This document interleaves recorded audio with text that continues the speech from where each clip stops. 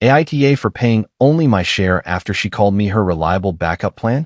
I'm Daniel, 41, and by the time this happened, Vanessa and I had been together long enough that I knew exactly how she took her coffee, which hoodie of mine she stole first, and the tone she used right before she turned me into the joke of the room. Vanessa was 36, smart, funny, and the kind of woman people noticed without her trying very hard. She could walk into a backyard barbecue where half the people barely knew each other and somehow have everyone leaning in within 10 minutes. She remembered small details, asked bold questions, and laughed in a way that made other people laugh harder. In the beginning, I loved that about her. Back then, I thought she was fearless. Later, I realized she just liked rooms where nobody challenged her. We were not one of those couples that started badly. That would be easier to explain. For a long time, we were good. She would show up at my place wearing one of my old hoodies and complain that my coffee was too strong, then drink 2 cups of it anyway. We had lazy Sundays, grocery store arguments about which pasta sauce was better, inside jokes about terrible reality shows, and the kind of comfort that made me think we were building something steady. The first time she made me the punchline, I barely noticed. We were at a friend's house for game night. Someone was talking about weekend plans, and I said I had been trying to keep things low-key because we had already spent a lot that month. Vanessa laughed and said, "Daniel thinks a budget is a personality trait." Everyone chuckled. I did too, because it was quick, and honestly, it sounded harmless. I am careful with money. I do plan ahead. It did not feel like an attack then. But it happened again. At a dinner with friends, she said I needed printed instructions to be romantic, even though I had spent 2 weeks planning a quiet weekend for us because she had been stressed. At a barbecue, she told people I was safe, but in a sweet way. And when I looked at her, she patted my arm like I was a well-trained dog. "Relax, Daniel," she said, smiling at the group. I'm joking. I tried to believe her because the alternative was admitting that the person I loved was getting applause for making me smaller. The thing with Vanessa was that she never sounded cruel at first. She sounded playful. That was her gift. She could slice you open and make it sound like a compliment if the room was laughing. And if you reacted, even slightly, she would tilt her head and act disappointed, like you had ruined the fun by bleeding on the floor. The first private conversation I had with her about it happened in my living room over half-finished takeout. She was sitting cross-legged on the couch, scrolling through her phone, and I was trying not to sound like I had been rehearsing. "Can I ask you something without you getting defensive?" I said. She did not look up. "That depends on whether you're about to make something weird." I should have noticed that right there. How she made me feel guilty before I even spoke. I said, "When we're around people, could you not joke about me like I'm boring or clueless? I know you think it's funny, but it doesn't feel good." She sighed and put her phone face down, which somehow felt more dramatic than if she had yelled. "Nobody thinks you're boring because I make one joke," she said. "It is not one joke. Okay, several jokes. Couples tease each other. It doesn't feel like teasing when I'm always the punchline." Her face changed. Not anger exactly. More like annoyance that I had stepped outside the role she preferred me in. "You're making it awkward," she said. "Nobody thinks you're stupid unless you react like this." That shut me up for a while. I did not want to be that guy. The insecure boyfriend. The humorless boyfriend. The man who could not handle a woman being confident. Vanessa knew that, and whether she meant to or not, she kept finding that bruise and pressing on it. After that conversation, the jokes did not stop. They got sharper, but now they came with a warning label. "Don't get sensitive," she would say before making one. Or, "Daniel hates when I tell this story, so you know it's good." The group learned to laugh before they even heard the punchline. I could feel it happening. Slowly, almost politely, people started seeing me through Vanessa's version of me. I was the predictable one, the careful one, the boyfriend who needed reassurance, the man who could not take a joke. And I let it happen because I thought taking the high road meant staying quiet. My sister Rachel was the first person who said the quiet part out loud. One Saturday, she came by while Vanessa and I were having a few people over. Nothing major, just snacks on the kitchen island, someone streaming a game in the background, people wandering in and out of conversations.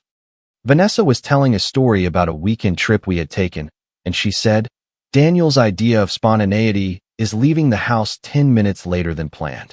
People laughed. I laughed too, because by then that was almost muscle memory. Rachel did not. Later, after everyone left and Vanessa went to take a shower, Rachel stood in my kitchen with her arms crossed and said, "You flinch before she even finishes the sentence." I was rinsing glasses at the sink. "What? When she starts setting up a joke about you, you flinch. You smile, but you brace for it." I shook my head. "That's just Vanessa." Rachel gave me the look she used to give me when we were kids, and I was trying to lie about eating the last slice of cake. "No," she said. "That's what you say when you're used to it." I got irritated because she was right, and being seen that clearly made me uncomfortable. "She's not a bad person," I said. "I didn't say she was. I said she treats you badly when she has an audience." I told Rachel she was overthinking it. I told her Vanessa and I had a different dynamic. I told her Vanessa loved me. Rachel just looked at me and said, "Love should not feel like waiting for the next joke to land on you." I did not have an answer for that. A few weeks later, Marcus said something similar, but in his way. Marcus was my closest friend, the kind of friend who did not crowd you with concern, but always noticed when something was off. We were standing in the parking lot after a barbecue at Brooke's place. Vanessa had spent half the night joking that I was basically a human seatbelt because I asked if she wanted me to call a rideshare instead of driving after she had been drinking. She said it loudly enough that 3 people heard. Then she leaned into Evan, of all people, and said, "See? This is why I need fun friends." Evan laughed. I did not. When I stepped outside later, Marcus followed me. "You good?" he asked. "I'm fine." That's not what I asked. I leaned against my car and rubbed my face. I don't know what I'm supposed to do. If I say anything, she says I'm insecure. If I don't, it just keeps happening. Marcus nodded toward the house, where we could still hear people talking over music. "Don't argue with the performance," he said. "What does that mean?" "It means she wins in real time because she cares more about the audience than the conversation. You start explaining, she makes you look needy. You get mad, she makes you look unstable. Don't wrestle with her version of reality." "So what, I just let it go?" "No," he said. "Keep receipts." I almost laughed. I don't want to build a case against my own girlfriend. Marcus looked at me for a long second. "Then stop dating someone who's already building one against you." I remembered that line later because at the time I thought it was too harsh. It turned out he was not being harsh enough. Money was where the lies started becoming impossible to ignore. Vanessa liked being seen as generous. She liked being the person who saved the plan, covered the deposit, handled the reservation, rescued the night. Sometimes she did those things. Plenty of times, though, she did not. There was a cabin weekend that a bunch of us planned months in advance. Vanessa was in the group chat saying she had booked it, handled the deposit, and just needed everyone to send their share. What she did not mention was that she texted me separately 5 minutes after posting. "Can you cover it, and I'll send my part Friday? Don't mention it in the chat. I already said I handled it." I sent the money through Zelle. She sent a heart emoji and wrote, "You're the best, seriously." Friday came and went. Then the next Friday, when I asked about it, she kissed my cheek and said she was waiting for a transfer to clear. Eventually, she paid back part of it. I did not push the rest because we were together, and I told myself couples did not nickel and dime each other. Then, during that cabin weekend, while everyone was drinking coffee around the kitchen counter, Brooke thanked Vanessa for organizing everything. Vanessa waved it off and said, "Someone had to." Daniel gets nervous when the total has too many digits. A few people laughed. I stared at my mug. She had said it while wearing socks I bought her and standing in a cabin I had paid the deposit for. There were other things like that. Dinners where she forgot her wallet, but later told people she covered the check.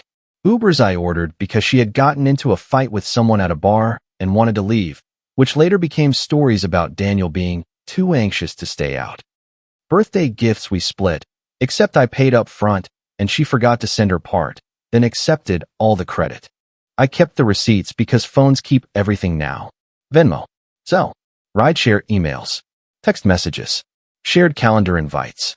Screenshots I took not because I was planning revenge, but because some part of me was starting to wonder whether I was losing my mind. Evan became another pressure point. He was not in our core group at first. He showed up through Brooke and quickly became someone Vanessa mentioned more than necessary. Evan was funny in a loud way, the kind of guy who always had a story about a last-minute trip or some wild night out. Vanessa liked that. Or maybe she liked how he looked at her when she laughed. At first, I tried not to care. People have friends. I was not interested in being the boyfriend who monitored every interaction. But Vanessa had a way of bringing him up specifically when she wanted to remind me that I was not enough. Evan said I should come to that rooftop thing Saturday. She told me one night while we were cleaning up after dinner. Are we still going to Marcus's that night? I asked. She shrugged. Maybe. Evan's thing sounds less like a retirement party. Marcus is grilling in his backyard. He's not collecting Social Security. She smiled, but there was a little bite in it. You know what I mean. Some people can just be spontaneous. I put the last plate in the dishwasher and closed it slowly. Is there something going on with Evan I should know about? Her expression changed instantly. See, she said. This is what I mean. You hear another man's name and turn into a security guard. I asked one question. Because you're threatened. I'm uncomfortable. There's a difference. She laughed once, without humor. Not every feeling you have needs to become my homework. After that, I stopped asking about Evan. That was another trap. If I asked, I was jealous. If I did not ask, she could keep doing whatever she wanted and later say I clearly had no issue with it. By the time the birthday dinner happened, I was tired in a way I had not admitted to anyone. Not angry all the time. Not miserable every second. Just tired. Tired of measuring my face before she made a joke. Tired of deciding whether to speak or swallow it. Tired of being grateful for the private sweetness that came after public disrespect, as if the two canceled each other out. The dinner was for a mutual friend's birthday. Regular restaurant, nothing fancy. Long table, shared appetizers, the kind of place where the server had to squeeze behind chairs and everyone talked over each other because the music was too loud. Vanessa looked beautiful that night, and I remember feeling stupid for noticing. She wore the earrings I got her the previous Christmas and the jacket she always said made her feel expensive. On the way in, she squeezed my hand and said, "Let's just have a good night, okay?" I wanted that. I really did. At first, it was normal. Marcus was there. Brooke was there. Evan showed up late and took the empty seat near the middle of the table, not beside Vanessa, but close enough that she noticed. There were drinks, fries passed around, someone taking bad pictures with the flash on, everyone teasing the birthday guy about refusing to admit he needed reading glasses. Vanessa was in her element. She told a story about a woman at her gym who talked on speakerphone in the locker room. She made everyone laugh. Then she made a small joke about me checking the parking meter twice. A few people laughed. Brooke did too, then glanced at me quickly. That look stuck with me. It was not mean. It was like she was checking whether she was allowed to laugh. I gave a small smile because that was what I did. Later, when dessert came out, people started talking about relationships. Someone joked about dating apps. Someone else said they were done with exciting people because exciting usually meant unpaid bills and emotional damage. Vanessa lifted her glass. Honestly, she said, that is why Daniel works. I felt Marcus look at me from across the table. Vanessa continued, smiling like she was giving me a compliment. Daniel is dependable. That's the polite word for it. Sometimes you settle for dependable after exciting gets exhausting. There was laughter, but not the easy kind. A few people made those uncomfortable sounds people make when they are trying to decide whether something is funny. Evan smirked and looked down at his drink. My face got hot, but my voice came out even. Is that really what you think of me? Vanessa smiled wider, like I had stepped exactly where she expected. I think you should learn to take a joke before you embarrass yourself. The table went quiet. That silence changed something in me. Not because everyone finally understood. I don't think they did yet. It changed something because I suddenly saw the whole room from the outside. Vanessa leaning back, waiting for me to either laugh and accept the role or object and become the problem. The group frozen, waiting to see which version of me I would choose. I did not want either version anymore. I put my napkin on the table and stood up. Vanessa blinked. Daniel, sit down. I looked at the server, who was passing behind our table with a tray. Sorry, could I split my check from the rest? Just mine. The server looked uncomfortable, but nodded. Sure, I can do that. Vanessa's smile tightened. Are you serious right now? I took out my card. Yes. Someone muttered. Come on, man. I did not look to see who. The server brought the receipt a minute later. I paid for my meal, my drink, and the appetizer I had ordered. Not the table's extras. Not Vanessa's drinks. Not the dessert she had insisted on adding for everyone. Just mine. Vanessa spoke through her teeth. You're making a scene. I signed the receipt, put the pen down, and said, You're right about one thing. I've embarrassed myself long enough. Then I left. I did not wait in the parking lot. I did not send a paragraph from the car. I did not do the thing I usually did, which was calm down, text first, apologize for my tone even when I had barely used one, and make it easier for Vanessa to pretend we both had work to do. I drove home in silence. No music, no podcast, just the sound of the turn signal and my phone buzzing in the cup holder. By the time I got inside, the group chat was already lighting up. Vanessa. Well, that was humiliating. Vanessa. He left because I made one joke, and he couldn't handle not being babied for 5 minutes. Friend. Are you okay? Friend. That got awkward fast. Vanessa. I'm fine. Just tired of managing a grown man's ego. Another friend sent a sad face. Someone else wrote, you didn't do anything wrong, V. He overreacted. I stood in my kitchen reading those messages with my jacket still on. Marcus texted me privately. Don't answer yet. A second later, another message. You good? I typed back, not really. His reply came fast. Good. That means you're not numb. Rachel called 5 minutes later. I do not know how she knew something had happened. Maybe Marcus texted her. Maybe I had sounded off earlier that week. Maybe siblings just have a radar for when you are finally about to stop lying to yourself. I answered, and before I said anything, she asked, what did she do? That almost broke me. I told her the dinner version, not the polished version, the real one, the line about settling, the check, the group chat. Rachel was quiet for a moment. Then she said, Daniel, the problem is not that she made one ugly joke. The problem is that you knew exactly what would happen if you objected. I sat down at the kitchen table. I feel ridiculous, I said. Why? Because I stayed long enough for everyone to think this was normal. You were trying to keep the peace. Maybe. Rachel's voice softened, but the words did not. No, you were keeping her image clean. There's a difference. I did not sleep much that night. Vanessa called around midnight. I let it ring. Then came the texts. So you're really ignoring me now? You embarrassed me in front of everyone. All because I said you were dependable? This is exactly what I mean about your insecurity. I read them and did not respond. The next morning, Brooke texted me. I expected anger. Brooke was Vanessa's best friend, or close to it. They had known each other longer than I had known most of the group. Brooke was loyal, sometimes too loyal, but she was not cruel. Her message said, hey, I know last night was awful. Are you okay? I typed, I'm okay enough. A few minutes passed before she answered. Can I ask you something without it coming off like I'm piling on? I almost laughed because everyone suddenly had questions when I stopped playing my part. Sure. Brooke wrote, Vanessa said you two have had money tension for a while. Like she covers most things, and then you make her feel guilty for going out. Is that true? I stared at the screen. Money tension? My hands went cold before the anger came. I wrote back, Brooke, I paid the cabin deposit she told everyone she covered. The typing bubbles appeared, vanished, appeared again. She replied, wait. What? I sent one screenshot. Just one. The Zelle confirmation for the cabin deposit, with the date visible and the amount. Then the text from Vanessa. Can you cover it, and I'll send my part Friday? Don't mention it in the chat. I already said I handled it. Brooke did not respond for almost 10 minutes. Then she wrote, that's not what she told us. That sentence opened a door I had been standing in front of for months without knowing it. I asked, what else has she told you? Brooke did not dump everything at once.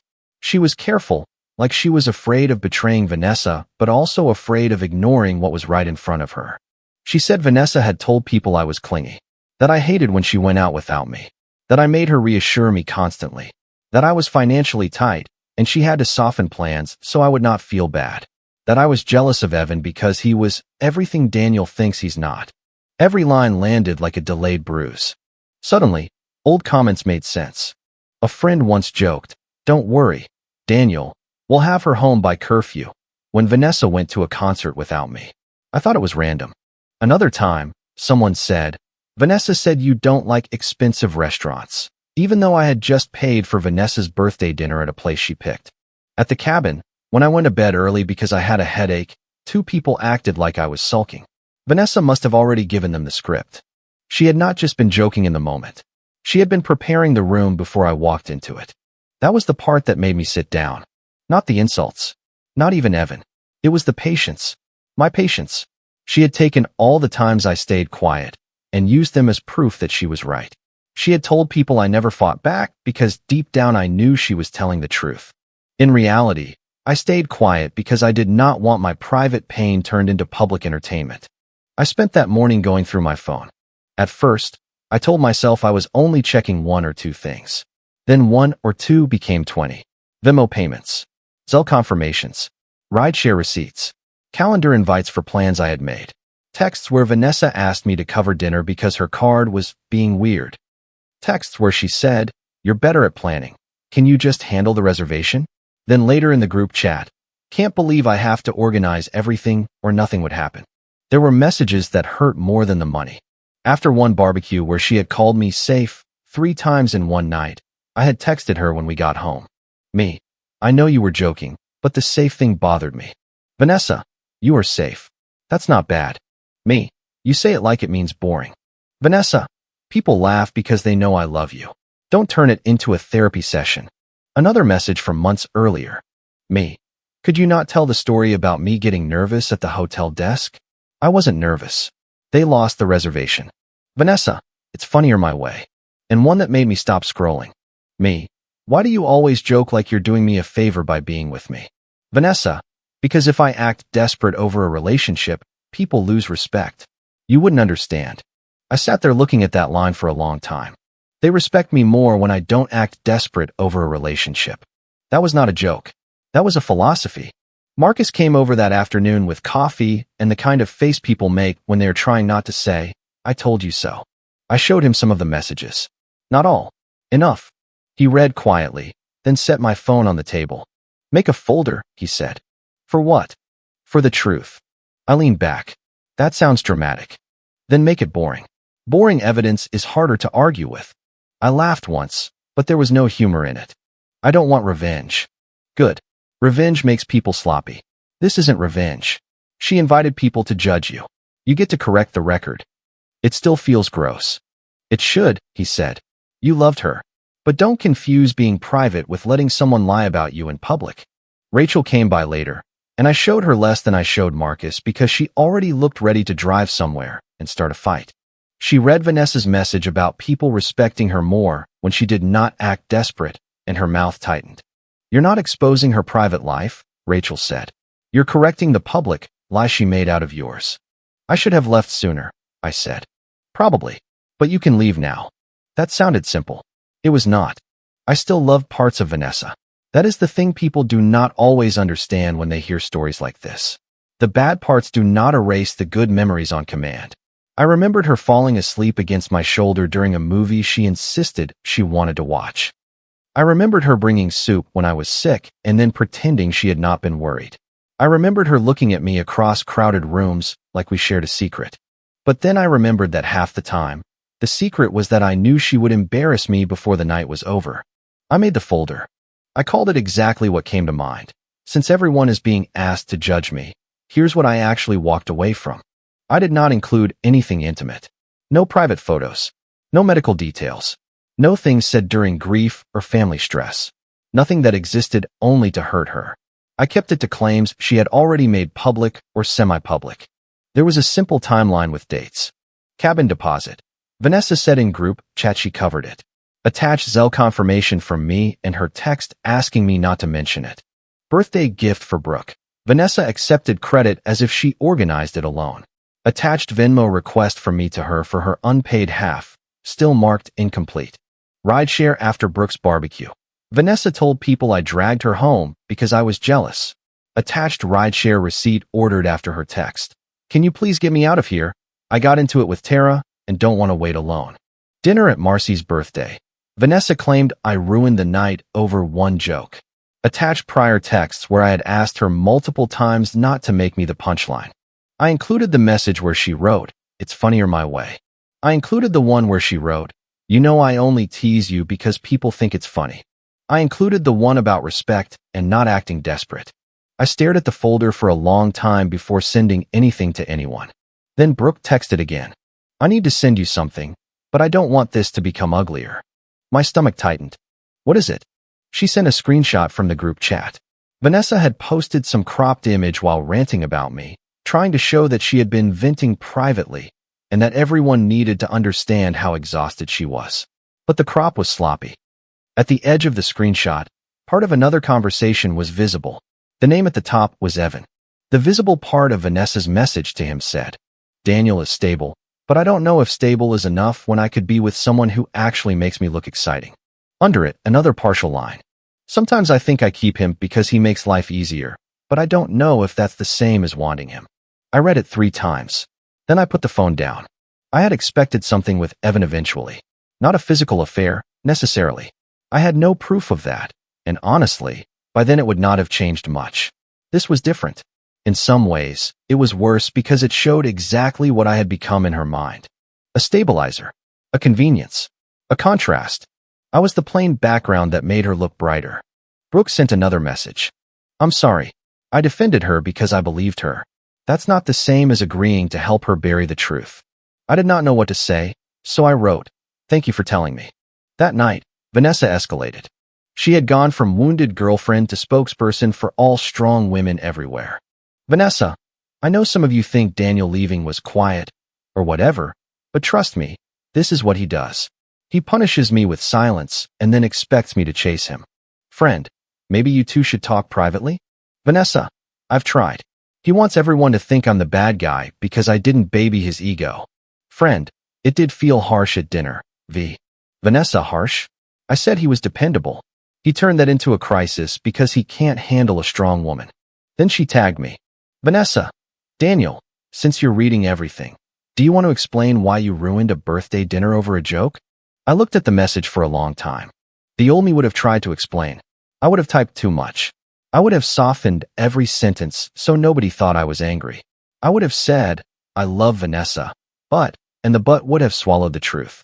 Marcus was on the phone with me when the tag came through. She tagged me. I said, Of course she did. I think I'm going to send it. Read your message to me first. I had written 3 paragraphs. He stopped me after the first sentence. Too much. I need them to understand. No, he said. You need to stop auditioning for fairness. One clean message. Let the evidence do the talking. So I deleted almost everything. My final message was short. I didn't leave because Vanessa is strong. I left because she gets cruel when she has an audience. Since everyone is being asked to judge me, here's what I actually walked away from. Then I dropped the folder link into the chat. For about 2 minutes, nothing happened. No reactions. No jokes. No one trying to smooth it over. Just typing bubbles appearing and vanishing. Then Brooke wrote, Vanessa, why did you say Daniel never helped with the cabin when he paid the deposit? Someone else. Wait, Daniel paid that? Another friend. Is the screenshot real? Marcus did not say anything. He did not need to. Vanessa started typing. Stopped. Typed again. Then a message appeared and disappeared so fast I only saw the first words. You don't understand. Deleted. A minute later, she wrote, Wow. So now we're posting private relationship stuff to humiliate me? I answered once. No. You made me the joke. I'm just showing them the setup. She replied immediately. You are humiliating me to make yourself look innocent. I typed back. You invited everyone to judge me. I brought the evidence. Then I stopped. That was important. I did not keep piling on. I did not send every screenshot I had. I did not call her names. I did not tell the group what kind of person she was. I let her own words do that. The group chat did what group chats do when everyone suddenly realizes the entertainment has become evidence. It got awkward. Brooke, I need to ask directly. Did you lie about him paying for things, too? Friend, this is messier than what you told us. Friend, I thought this was just your dynamic. I'm sorry, Daniel. Someone else left the chat without saying anything. Another person wrote, maybe this should be private, which was funny considering nobody said that when Vanessa was turning my character into a public poll. Vanessa went quiet for almost 20 minutes. Then she texted me privately. Call me. I did not. She called anyway. I let it ring. Then she sent. You made me look like a monster. I replied. No. I stopped making you look better than you treated me. She did not answer for a while.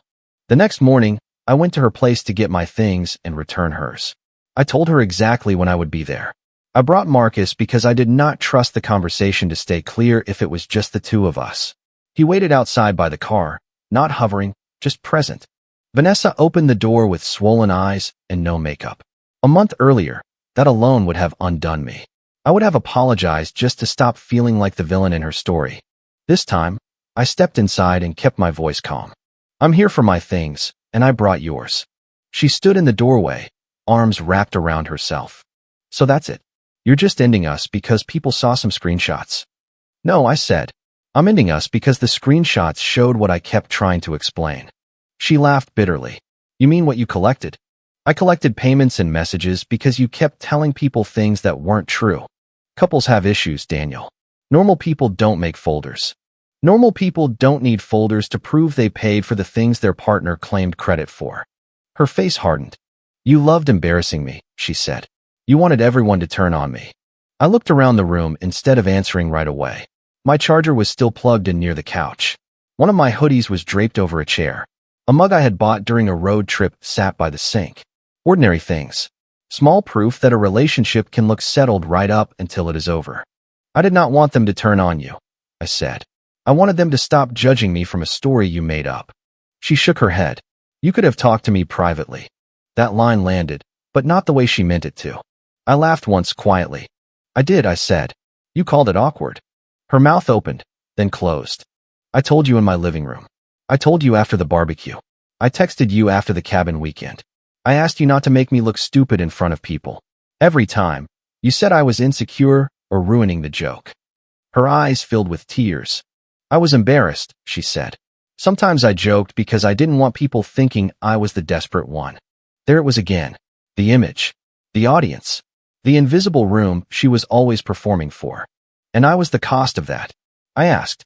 She wiped under one eye. That's not fair. It is fair. It's just not flattering. For a second, she looked like she might say something honest. Something without spin. But then her face changed again. So you're just going to throw away years? She asked. Over pride. I picked up my charger and wrapped the cord around my hand. I'm not doing another conversation where I explain pain and you turn it into proof that I'm weak. She started crying harder then, but it did not feel like grief exactly. It felt like panic. Maybe she did love me in her way. Maybe she loved the comfort, the support, the way I made her life easier.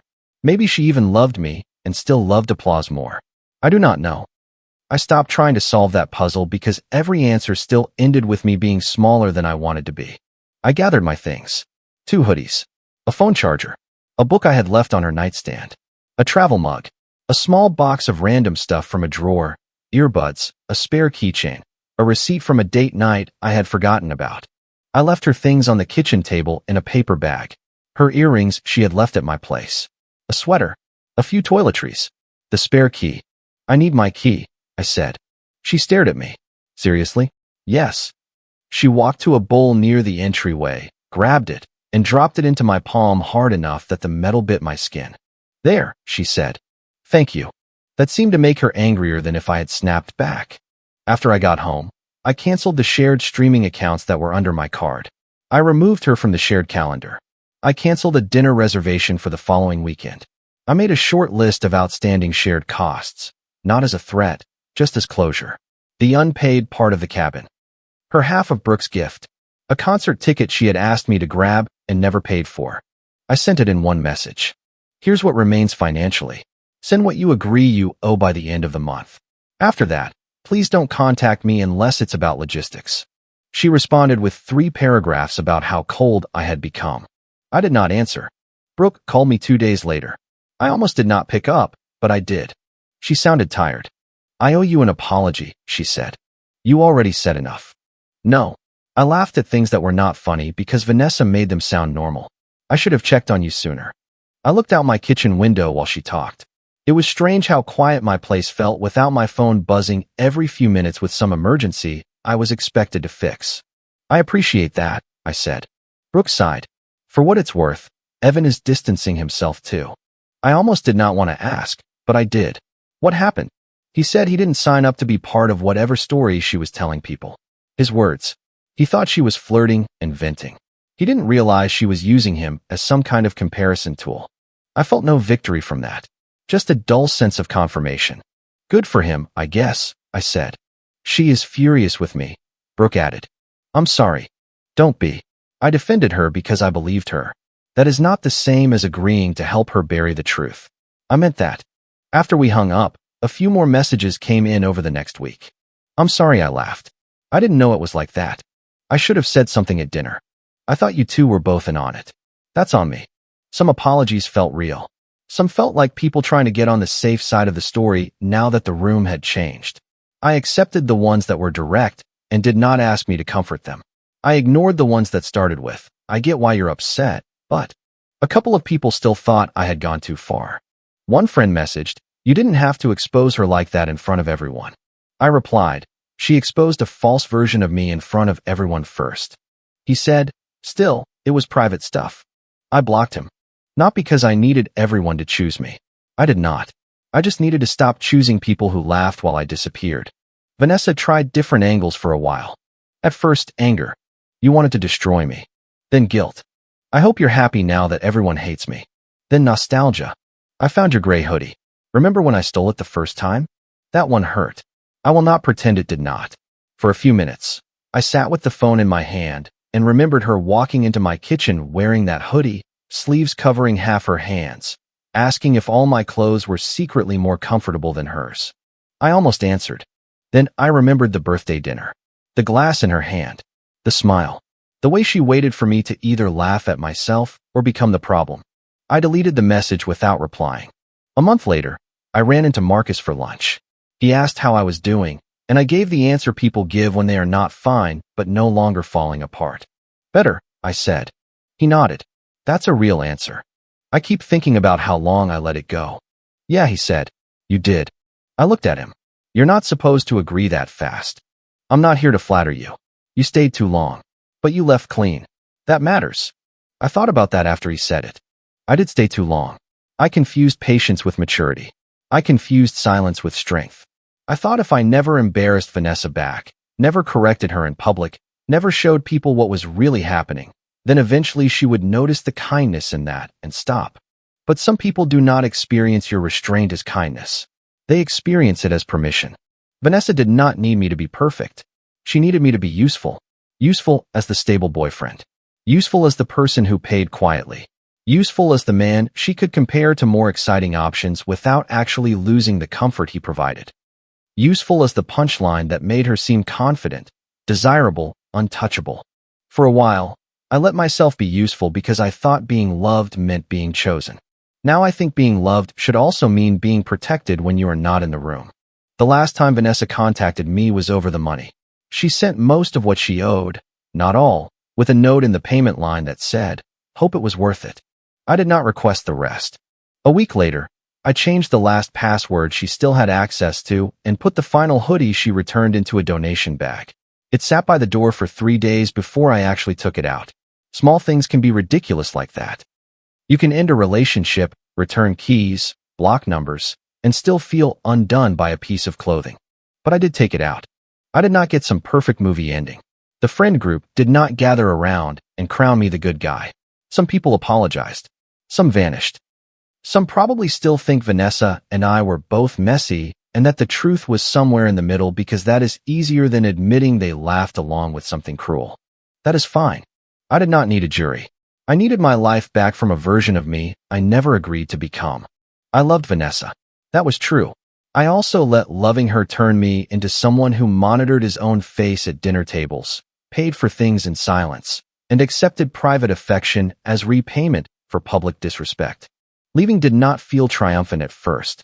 It felt like grief with a locked door. But underneath that grief was relief, and underneath the relief was something steadier than anger. Self-respect is quieter than revenge. That is probably why it took me so long to recognize it. I did not leave because I could not take a joke. I left because I finally realized I was the joke, and I was done helping her tell it. If you liked it, don't forget to leave a comment and support the channel by subscribing. See you in the upcoming stories.